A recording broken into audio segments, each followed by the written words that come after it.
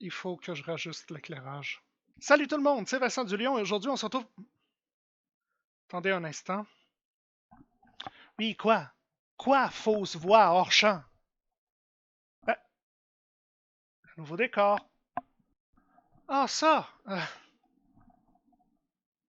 T'inquiète pas. Ceux qui auront à comprendre, comprendront. Salut tout le monde, c'est Vincent Dulion et aujourd'hui on se retrouve pour le 5e épisode des aventures de Tarte au miel la magicienne dans la tour de Loubet.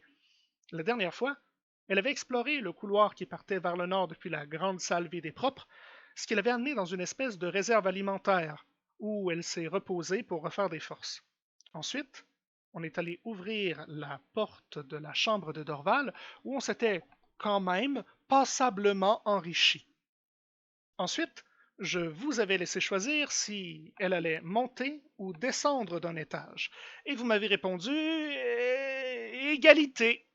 Alors, pour être juste, ce que je vais faire, c'est que je vais prendre un dé, n'importe lequel, et puis si le résultat est pair, on va monter, impair, on va descendre. Alors voilà, un des 20. 13, impair. Nous allons donc explorer le sous-sol.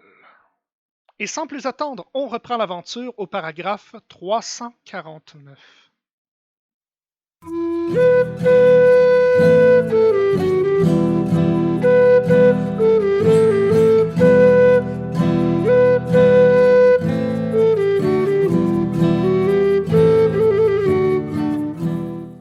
Vous progressez un peu en direction de l'ouest, mais ce couloir est très court. Il aboutit, comme vous l'aviez déjà remarqué, en haut d'un escalier qui descend vers d'insondables profondeurs. Bon, sans exagérer, c'est une simple cage d'escalier en pierre taillée et elle vous amènera très probablement au sous-sol. Ici, vous disposez d'un faible éclairage, lequel est diffusé par une lampe à l'huile maladive accrochée sur le mur à mi-descente. Vous pouvez choisir de vous rendre jusqu'à l'étage inférieur, ce qui ne vous posera pas de problème et vous permettra d'explorer un petit palier mal éclairé au paragraphe 230. Sinon, retournez à la grande salle vide pour faire un autre choix, paragraphe 290. Vous voilà maintenant juste en bas d'une volée de marches en pierre sur ce qui semble être le dernier palier en direction des profondeurs. En effet, l'escalier ne va pas plus loin. Ici, vous disposez d'un faible éclairage, lequel est diffusé par une lampe à l'huile maladive accrochée sur le mur à mi-descente. Dans le mur sud se trouve une grosse porte bien épaisse et dotée d'une belle serrure. Il est tout à fait possible que vous veniez de la franchir par ailleurs. Si ce n'est pas le cas, vous l'observez. Que vous ayez ou non le matériel nécessaire à la démolition de cette porte, vous pensez que ce n'est pas vraiment une bonne idée de le faire. Le boucan serait atroce et vous risqueriez d'attirer à vous tous les pensionnaires du donjon. Le couloir dans lequel vous stationnez actuellement est dépourvu de tout intérêt. Il ne vous reste donc que deux options. Vous intéresser à la porte sud, paragraphe 248, ou remonter les marches, paragraphe 233. Vous intéressez de plus près à cette lourde porte. Elle est dotée d'une serrure solide et sa structure en elle-même est plutôt robuste. Rien à voir avec les portes de latrines de taverne. Que vous ayez ou non le matériel nécessaire à la démolition de cette porte, vous êtes convaincu que ce n'est pas une bonne idée de le faire. Le boucan serait atroce et vous risqueriez d'attirer à vous tous les pensionnaires du donjon. Alors, quelles sont vos options?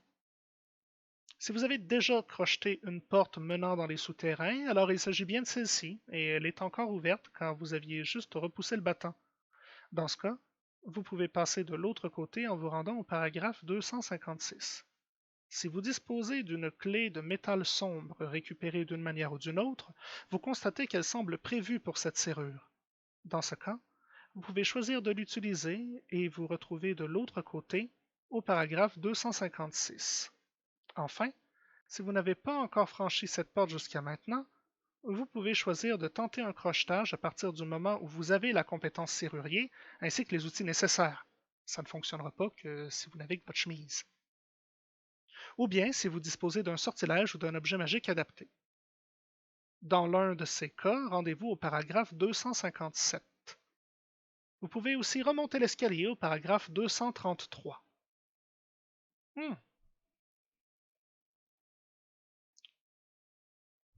Oui, on dirait bien que c'est celle-là.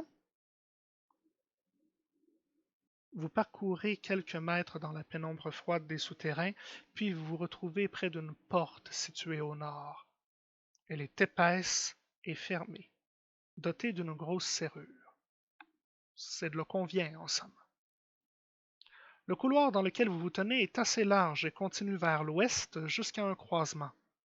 Côté est, il n'y a qu'un mur froid et gris, mais si vous le longez vers le sud, vous arrivez à seulement quelques mètres d'ici jusqu'à l'entrée d'une pièce ouverte et sans porte. Depuis votre poste d'observation, il vous semble que celle-ci est meublée de curieux appareils en bois. Du moins, vous pouvez voir l'extrémité de l'un d'entre eux. Où comptez-vous aller maintenant? Rejoindre le croisement à l'ouest, au paragraphe 224, vous intéresser à la porte, paragraphe 266, vous rapprocher de la salle aux machins en bois, si vous êtes en mode nuit, paragraphe 233, ou si vous êtes en journée, paragraphe 255. Je vais juste aller vérifier la porte pour faire sûr que je ne me trompe pas encore et qu'il s'agit bien de la porte d'où on vient. J'avais vu juste pour une fois, alors le plan est bon, on peut continuer. Où aller maintenant? Je pense que Tarte au miel serait du genre à suivre le couloir vers le sud, parce que sinon elle laisse derrière elle une grande porte ouverte et ça pourrait lui revenir dans le dos. Aussi, elle n'aime pas laisser une zone inexplorée, à moins qu'elle sache qu'il y a un danger, comme les gardes à l'entrée. C'est la raison pour laquelle elle a descendu l'escalier qui menait vers les sous-sols avant d'ouvrir la porte démoniaque et d'aller à l'étage supérieur. Alors, on va se rendre au paragraphe 255. Vous vous déplacez un peu, puis sans faire de bruit, ou du moins vous essayez, vous vous penchez en avant pour examiner l'intérieur de cette salle à l'ameublement curieux, sans toutefois quitter l'arche d'entrée. Les machines sont tout à fait typiques de une salle de torture! Effectivement. Mais qu'avez-vous fait jusqu'à présent dans ce souterrain? Si vous arrivez du rez-de-chaussée et que vous n'avez pas encore rencontré le bourreau qui travaille ici, rendez-vous de suite au paragraphe 265. Dans les autres cas, rendez-vous au paragraphe 232. Vous pensiez que la salle était vide car vous n'entendiez pas le moindre bruit, mais il n'en est rien. En fait, un homme de forte corpulence, affublé d'une bosse et vêtu de haillons malpropres, est occupé à examiner quelque chose sur l'un des chevalets de torture. Il ne faisait aucun bruit jusqu'à présent, mais il est maintenant penché en avant et se met justement à marmonner. Ah, bordel, lave-là cette pièce qui est pas en bon état. Je me disais aussi que c'était pas très solide, là, ce machin. Va falloir que je répare le bidule ou que je commande une autre pièce. Sauf si j'arrive à...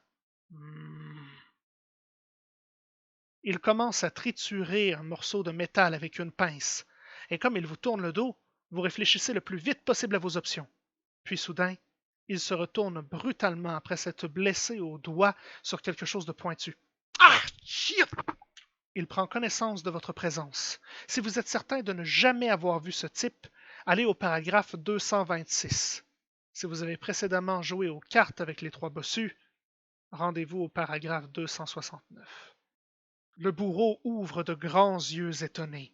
Pour justifier votre présence à l'entrée de son repère, vous cherchez tant bien que mal quelque chose à dire, mais son visage se transforme assez vite en un masque de haine et ses yeux vicieux semblent vous transpercer. Il n'aime pas trop les gens qui traînent dans son souterrain, il semblerait. Si vous aviez une raison particulière de traîner ici, elle vous échappe à présent complètement. Vous vous sentez envahi par l'adrénaline. L'homme empoigne alors un gourdin clouté et se dirige vers vous, menaçant. « Qu'est-ce que vous foutez là, vous? Je suis sûr que vous êtes une saloperie d'aventurière, hein? Déposez les armes! » Vous avez l'occasion de lui lancer un projectile ou un sortilège, avec maximum 2 assauts d'incantation, avant qu'il ne soit sur vous. Ensuite, ce sera un combat tout à fait classique. Rendez-vous au paragraphe 245 pour affronter le bourreau. Peau de banane de Morzac! Notre magicienne essaie de faire trébucher et tomber son adversaire pour gagner du temps. Elle a droit à un jet de magie physique, donc sur une difficulté de 13. 4. Elle réussit. Son adversaire, lui, a droit à un jet de résistance à la magie. La résistance à la magie du bourreau étant de 8. 18. Il échoue lamentablement. Le bourreau tombe au sol. Il perd 3 assauts. Le bourreau est par terre puisqu'il vient de glisser sur la banane de Morzak et il perd son assaut. La magicienne saute sur l'occasion pour lui carboniser le visage. Elle va lui lancer une boule de feu mineure. Azdahaven Bahadou! On brasse son jet de magie physique plus 3. 1. Succès critique. En cas de réussite critique, les dégâts sont doublés. On va donc brasser un dé plus 1 fois 2. 6 plus 1, 7 fois 2, 14. Ah ben, il est mort. Si vous parvenez à tuer votre adversaire, vous gagnez 7 points d'expérience. Il s'effondre comme une loque et vous pouvez vous pencher sur son cadavre au paragraphe 208. Tu étais décevant, ville créature. Le maître d'armes était beaucoup plus coriace. Vous vous penchez sur le cadavre du défunt bourreau et vous récupérez une clé de métal sombre accrochée à sa ceinture. Dans sa bourse, vous trouvez aussi un des 20 pièces d'or. Lancez le dé 20 et le chiffre obtenu vous donnera le nombre de pièces d'or obtenues. Bon. Alors un dé 20. 1. C'est pas fameux, hein? Le gourdin de votre adversaire, une arme peu solide, est malheureusement hors d'usage. Il a éclaté à la fin du combat. On va dire qu'il a brûlé. Donc il a brûlé juste à la fin du combat. En plus de ses hardes, le bougre est équipé d'un lourd tablier de cuir qui pourrait vous protéger un moment le torse et les jambes, si jamais vous avez perdu votre équipement. Ce machin n'est pas très pratique. Aussi, en choisissant de l'équiper, vous augmentez votre score d'armure de 2. Attention à vos restrictions. Est-ce que Tarte au miel peut porter 2 de protection? Oui, elle peut. Il faudrait qu'elle se débarrasse de sa robe de mage, par contre. Mais la portée vous fait perdre également 2 points d'adresse et 1 point de charisme. Ah! Ah! Non, non, ça vaut pas la peine. Hein. Vaut mieux garder la robe de mage. Il est temps d'explorer cette salle maintenant. Pour cela, vous devez vous rendre au paragraphe 240. Eh bien, je pense que je vais vous laisser là aujourd'hui avec un bossu banane flambée vaincu sur le plancher, une petite pièce d'or de gain et une salle de torture à explorer. Ah, vraiment, je ne peux qu'approuver. En attendant, on se retrouve dans 2 semaines.